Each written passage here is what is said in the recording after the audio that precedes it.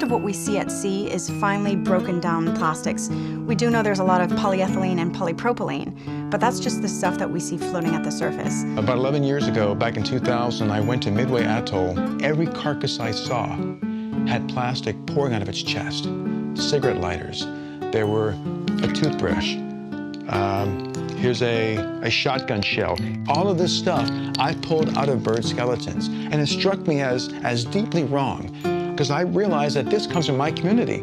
I use these products. This got me emotionally attached to the issue. I had to do something. I couldn't walk away and do nothing. There's so much plastic out there that it's now starting to compete as a food source for many different organisms. So that's bringing up many questions right now in the scientific community. Are we literally eating our own trash through chemicals that stick to plastic, that get into the food chain, into the fish that you and I eat, and eventually into our bodies?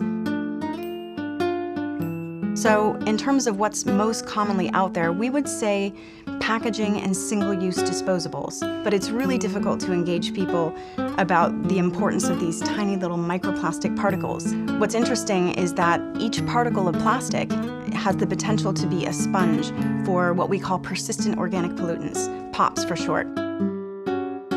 And it's actually been shown that one single particle the size of a grain of rice can have up to 1 million times higher concentration of these pollutants than the water around it.